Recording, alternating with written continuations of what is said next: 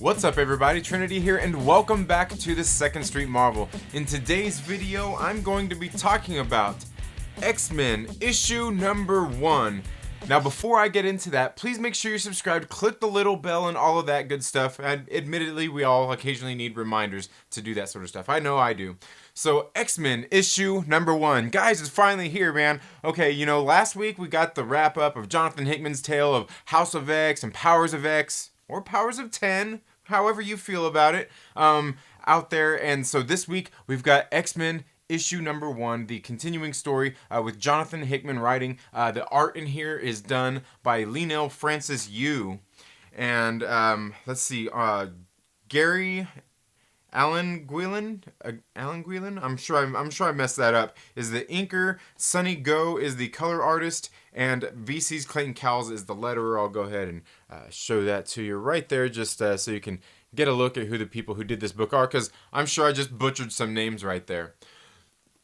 So issue number 1, guys, if you haven't been reading this, you haven't been reading House of X, Powers of X, I don't know what you're waiting for. It's been a very, very good tale, and this book is no different. Again, it is written by the same author, Jonathan Hickman, and man, this book is really good, and it's got some action in it. It's got some good character development and story going on in here. I really did like it. Now, the one thing I was scared of was, just like I showed you when I first opened the book there, it showed you that title page is, are we in for more fluff pages here when we've got a 2-page title page still? I don't know, man.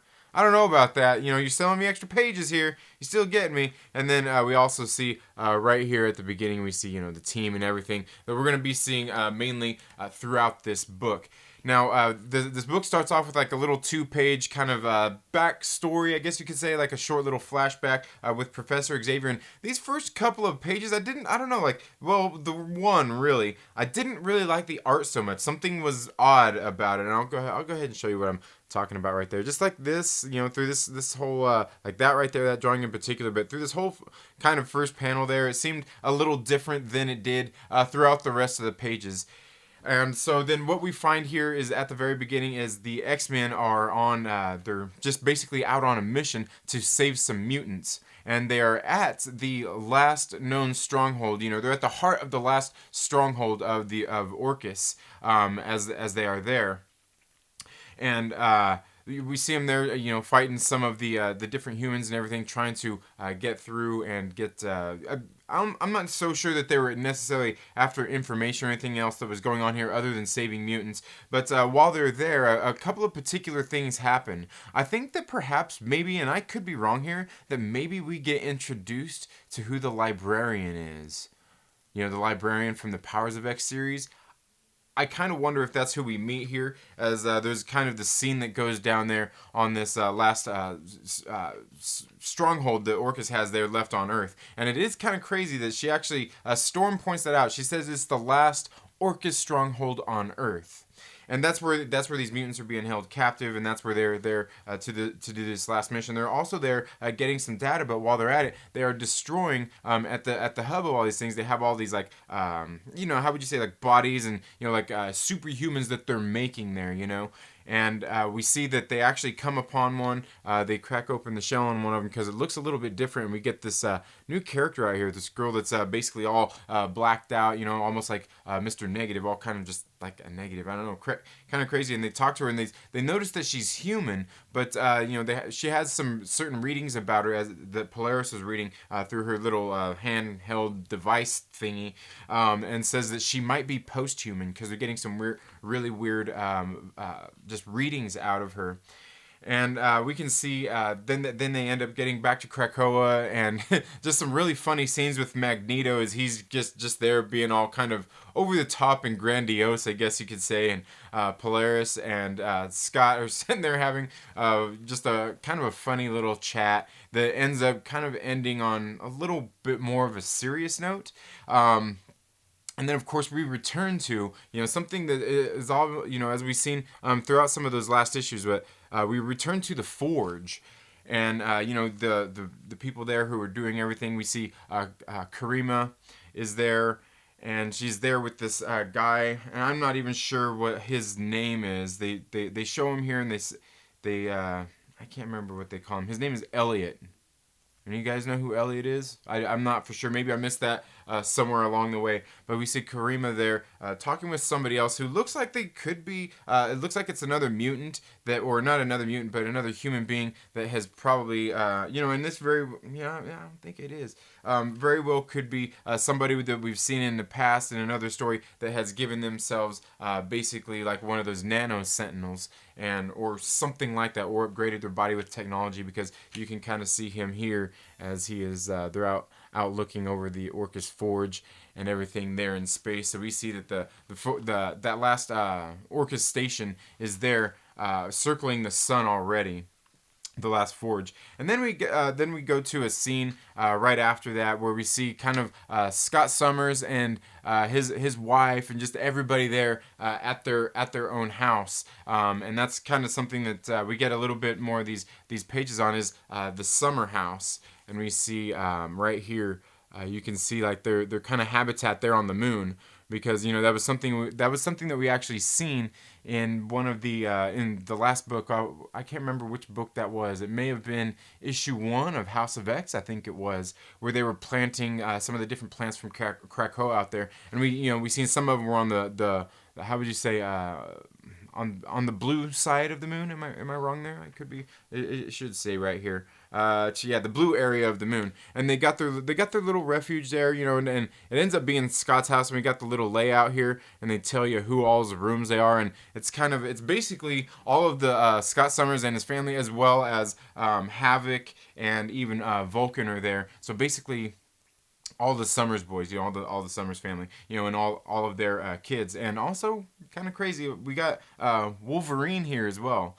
So Wolverine is there living on the moon with him. Like I said, they got all the different characters, but it was kind of just like a funny little scene as they were all coming together for their Polaris's birthday.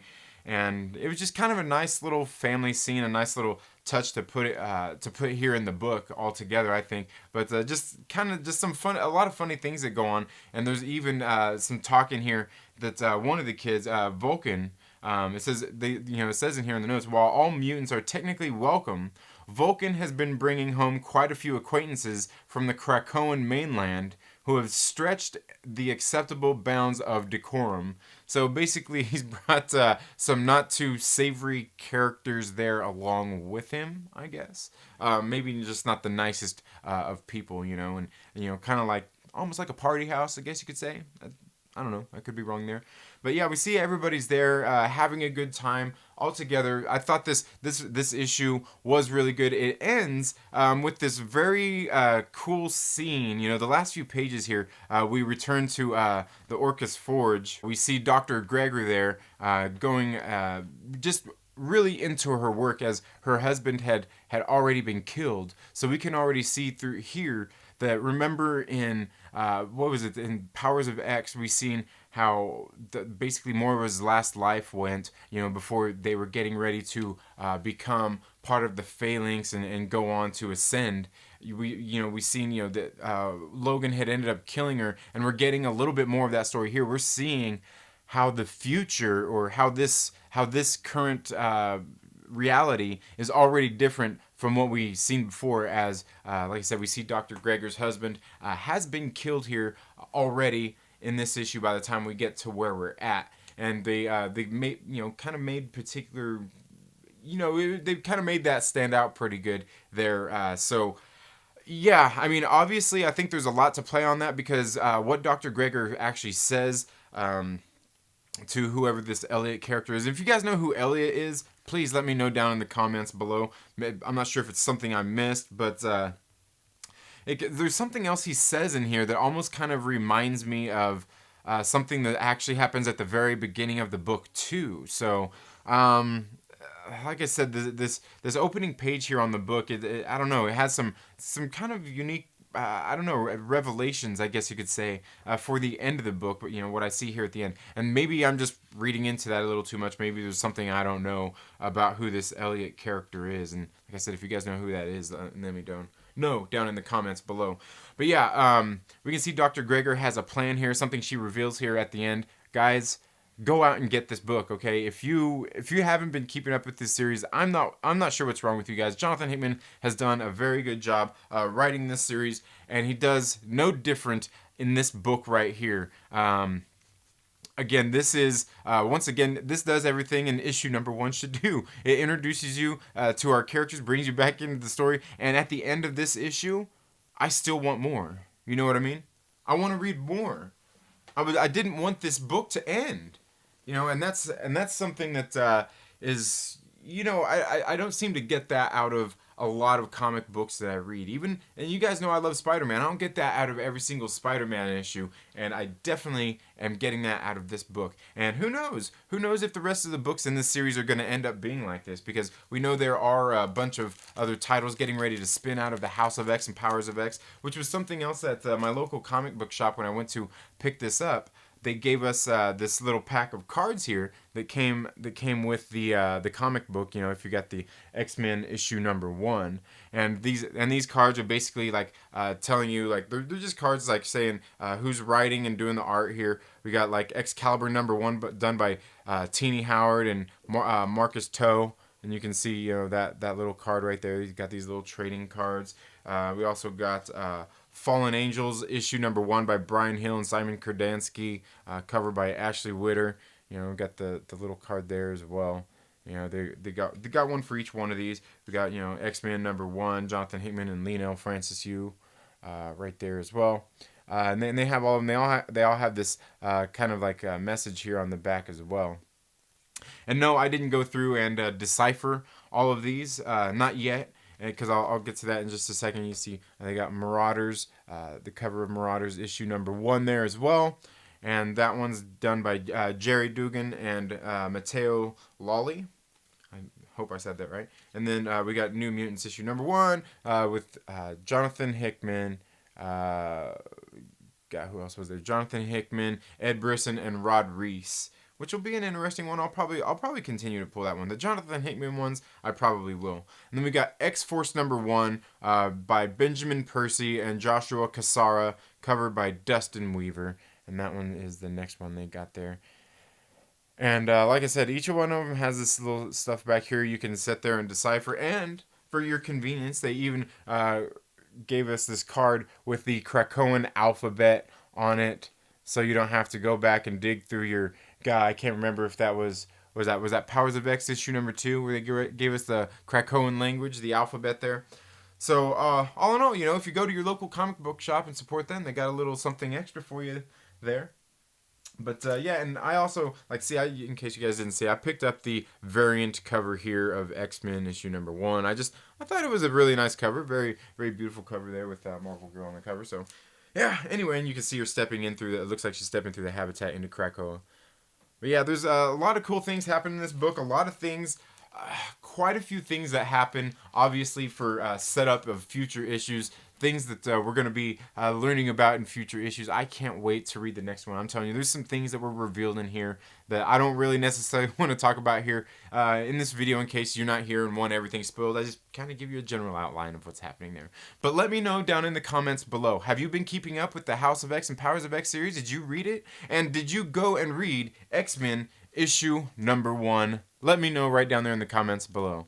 That's all I have for this video today, folks. Thank you all so much for tuning into the Second Street Marvel. If you haven't already, please make sure you're subscribed and click that little bell so you get notifications anytime I have uploaded new content. And if you like this video, please give it a thumbs up, and if you don't, give it a thumbs down. It's all good. But while you're at it, make sure that you share it with a friend and invite them to come hang out with us here on the Second Street Marvel. You all have a very good day. Have a great week. Go out and support your local comic book shop. Happy reading, and we'll see you in the next video. Later.